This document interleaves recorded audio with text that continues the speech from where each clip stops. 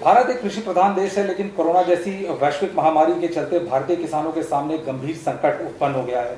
भारत सरकार के क्या प्लान है इस संकट से निपटने के लिए? इस मुद्दे पर बातचीत करने के लिए हमारे साथ हैं केंद्रीय कृषि मंत्री नरेंद्र सिंह तोमर जी। सर, इंडिया न्यूज में आपका स्वागत है। बहुत धन्यवाद। जिस सरकार के पास क्या ब्लूप्रिंट है कि जिससे किसानों की स्थिति बिगड़े ना और किसानों की स्थिति और बेहतर हो सके इस वैश्विक महामारी के चलते? कोरोना वायरस वैश्विक महामारी से सारा देश चिंतित है। लॉकडाउन की स्थिति है, लेकिन बावजूद इसके इस पूरे कालखंड में किसान का काम भी बहुत महत्वपूर्ण था और इस महत्व को जानते हुए मानते हुए प्रधानमंत्री नरेंद्र मोदी जी ने, भारत सरकार ने लगातार कृषि और किसान के क्षेत्र में ऐसे निर्णय किए जिससे कि उनके नुकसान को कम से कम किया जा सके। उदाहरण के लिए यही कालखंड था जिसमें फसल कटाई होनी थी। लोग घरों में थे और चिंता थी कि कटाई कैसे होगी, सारी आवाजाही बंद थी, लेकिन फसल कटाई को अलाउ किया। किसान, मजदूर और मशीन, इन तीनों चीज़ों को अनुमति दी। उसी का परिणाम है कि आज देश में दलहन और तिलहन की कटाई पूरी तरह हो चुकी है। गेहूं की कटाई भी 70% हो चुकी है। पंजाब और हरियाणा जैसे राज्य हैं जिनमें बुआई देर से होती है, इसलिए यहाँ कटाई भी देर से होती है। तो किसान ने अपने अपने स्थान पर मशीन का भी उपयोग किया, विकल्प भी खोजे और इस दौरान जो लोग बाहर काम करते थे वो लोग आ गए, उनकी भी मदद ली और लगभग फसल कटाई का काम पूर्णता की ओर है। फसल कट जाती है, उसके पश्चात किसान के मन में चिंता रहती है कि उसकी फसल का उचित मूल्य उसे मिले। एमएसपी हम लोग 1.5 गुना देते ही हैं। जब से मोदी जी आए हैं तब से लागत का 1.5 गुना एमएसपी हम लोग घोषित करते हैं और आज दलहन और तिलहन दोनों के लिए नेफेड और गेहूं के लिए एफसीआई, इन दोनों एजेंसियों को तैनात किया गया है। ये दोनों एजेंसियां राज्यों के साथ मिलकर कृषि उत्पाद का खरीद प्रारंभ कर चुकी हैं। राज्यों ने काफ़ी विकेंद्रित व्यवस्था बनाई है खरीद के लिए, जिससे सोशल डिस्टेंसिंग का भी पालन हो और जो हेल्थ डिपार्टमेंट की एडवाइजरी है उसका भी पालन हो, लेकिन कृषि उत्पाद की खरीद ठीक प्रकार से हो सके। इसी बीच में एक दिक्कत यह भी आ रही थी कि फसल कटाई भी खेत में हो गई और फसल का कृषि उत्पाद का उपार्जन भी खेत या उसके नज़दीक किसी क्षेत्र में हो सकेगा, इसके लिए व्यवस्था हो गई थी, लेकिन लॉजिस्टिक की परेशानी थी और इसलिए लॉजिस्टिक को भी परमिट किया गया कृषि उत्पाद के लिए। और कृषि मंत्रालय ने भी इस स्थिति में एक तो कॉल सेंटर बनाया, जिस कॉल सेंटर का काम यह है कि देश भर में कृषि उत्पाद एक स्थान से दूसरे स्थान पर अंतर्राज्यीय आवागमन कर रहा है और उस समय कहीं रुकावट पैदा होती है तो कोई भी ड्राइवर, व्यापारी या किसान हमारे यहाँ फ़ोन कर सकता है, तो हमारे अधिकारी उस राज्य में बात करके उनकी सहायता करते हैं। दूसरा, हम लोगों ने एक किसान रथ हेल्प डेस्क बनाया। इस ऐप पर 5 लाख से अधिक वाहन, 3 प्रकार के, छोटे, मझोले और बड़े, तीनों प्रकार के 5 लाख से अधिक वाहन जुड़ चुके हैं। और अभी मैं कल सुबह देख रहा था तो कल सुबह तक 50,000 से अधिक किसानों ने इस ऐप का उपयोग किया है। इस ऐप के उपयोग के माध्यम से फार्म से मंडी, मंडी से वेयर हाउस या अंतर्राज्यीय आवाजाही भी कृषि उत्पाद की निश्चित रूप से अब सरल हो गई है। और मैं आशा करता हूं कि फसल जैसी अच्छी थी, बीच में कुछ प्राकृतिक आपदा भी आई, ओला पानी वानी भी गिरा, लेकिन इसके बावजूद भी हम लक्ष्य के नज़दीक पहुंचेंगे और किसान का नुकसान जितना बचा सकने का प्रयत्न हो सकता था वो पूरी शिद्दत के साथ सरकारों ने किया है। सर, सरकार कैसे ये इंश्योर करेगी कि जो किसान है उसको अपने जो फल है, जो प्रोड्यूस है, उसका सही दाम मिल सके और जो लॉकडाउन से उपजी स्थिति है वो उसको बहुत ज़्यादा इम्पैक्ट ना कर पाए?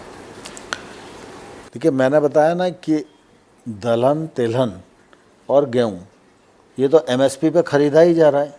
इसमें तो किसी को चिंता करने की आवश्यकता है नहीं। इसके लिए पर्याप्त साधन उपलब्ध कराए गए हैं। राज्य सरकारें बहुत तीव्र गति से इस काम में लगी हुई हैं। जिला प्रशासन के लोग लगे हैं, मंडीज़ के लोग लगे हुए हैं। जहाँ तक फलों का विषय है तो निश्चित रूप से फल एक ऐसा उत्पाद है जिसकी आयु बड़ी कम होती है, तो ख़राब भी हो जाता है। तो इस वजह से फल के किसानों को थोड़ा नुकसान हुआ है, लेकिन हम लोगों ने MIS स्कीम लागू कर दी है जिसमें राज्य और केंद्र दोनों बराबर से नुकसान की भरपाई करते हैं। और उस स्कीम के भी ऑर्डर्स हमारे यहाँ 8-10 दिन पहले ही हो गए थे। तो राज्य के साथ मिलकर फलों के किसान उस स्कीम का फ़ायदा उठा रहे हैं। लेकिन बहुत सारे जो पेरिशेबल आइटम, जैसे आपने फल कहा, और भी चीज़ें हैं जिसको काफ़ी किसान मतलब उसको सड़क पे छोड़कर चले जा रहे हैं क्योंकि उसको कहीं स्टोर करने की फैसिलिटी नहीं है और उससे उनको खासा नुकसान हो रहा है। तो क्या सरकार इस एस्पेक्ट को भी देख रही है? नहीं, देखिए, दरअसल क्या है कि अब ये तो मानकर ही चलना चाहिए कि परिस्थिति सामान्य नहीं है, असामान्य है। तो असामान्य परिस्थिति में सामान्य परिस्थिति की नज़र से देखेंगे तो मैं समझता हूँ कि ये उचित नहीं होगा।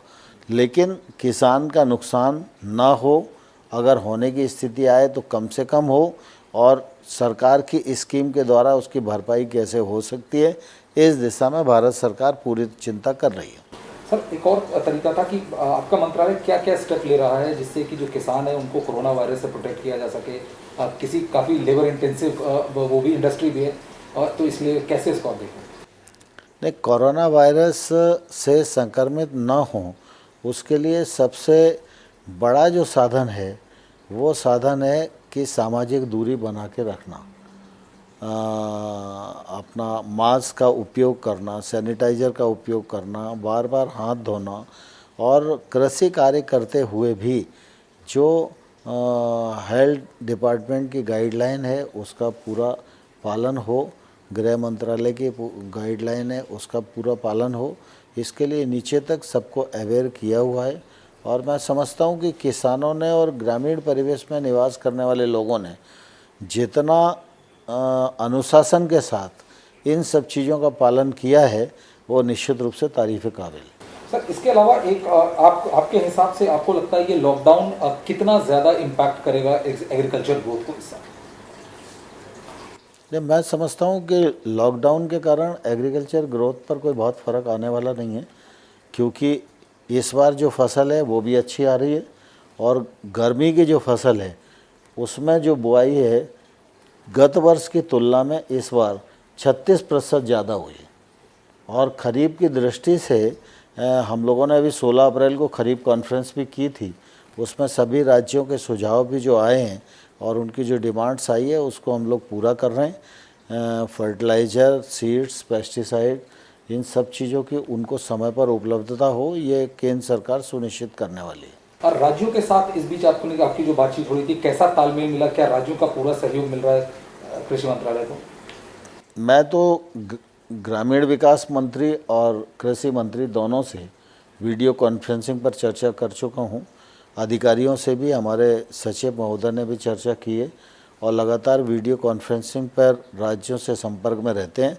मैं ऐसा मानता हूँ कि सभी राज्य इस दृष्टि से जागरूक हैं और सभी राज्य लॉकडाउन का पालन करने की पूरी मानसिकता में हैं, और लॉकडाउन के निर्देशों का पालन करते हुए वो कृषि कार्य और ग्रामीण विकास की दृष्टि से जो काम किया जा सकता है उसको करने के लिए लालायित है। एक आखिरी सवाल नजीम तोमर जी की, क्या सरकार फार्मर्स लोन वेवर के तर्ज पे भी सोच रही है जिससे किसानों को आर्थिक सहायता पहुंचे?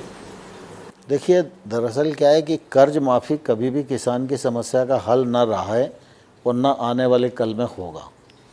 ये कर्ज माफ़ी का मामला अल्पकालीन राहत देने वाला है, लेकिन इससे किसान की स्थिति, पहले भी कर्ज माफ़ियाँ बहुत हुई हैं, तो कभी किसान की हालत सुधर गई हो कर्ज माफ़ी से, ऐसा कभी भी देखने में आया नहीं। लेकिन किसान को ज़्यादा से ज़्यादा मदद की जा सके और उसको समय पर अपना उत्पादन करने के लिए जो आवश्यकताएं, उन आवश्यकताओं को पूर्ण किया जा सके, वो केंद्र सरकार उस सारे काम को कर रही है। और सबसे बड़ी योजना जो इस देश में पहली बार प्रधानमंत्री नरेंद्र मोदी जी ने प्रारंभ की, पीएम किसान सम्मान निधि, इस योजना के अंतर्गत लगभग 9 करोड़ किसान हैं। 9 करोड़ किसानों को इसी लॉकडाउन की अवधि में 17,000 से अधिक करोड़ रुपया, 17,786 करोड़ रुपया करीब लगभग हम उनके बैंक अकाउंट में डाल चुके हैं और इस पैसे का भी वो उपयोग कर रहे हैं। दूसरा, फसल ऋण किसान लेता था तो वो अगर 31 मार्च को चुका देता था तो उसको ब्याज पर सब्सिडी देती थी केंद्र सरकार। वो इस बार जो 31 मार्च था तो वो लॉकडाउन की स्थिति में था, फसल भी नहीं आ पाई थी, फसल बेच भी नहीं पाई थी और लॉकडाउन में वो बैंक जा भी नहीं सकता था। तो इस स्थिति को दृष्टिगत रखते हुए हम लोगों ने उस तारीख को 31 मार्च की जगह 31 मई कर दिया, जिससे कि वो ब्याज सब्सिडी का लाभ उठा पाएंगे और उनके ऋण पर मात्र 4% ही ब्याज लगेगा। सर, इंडिया न्यूज़ से बात करने के लिए आपका बहुत बहुत धन्यवाद। चलो, बहुत धन्यवाद सर।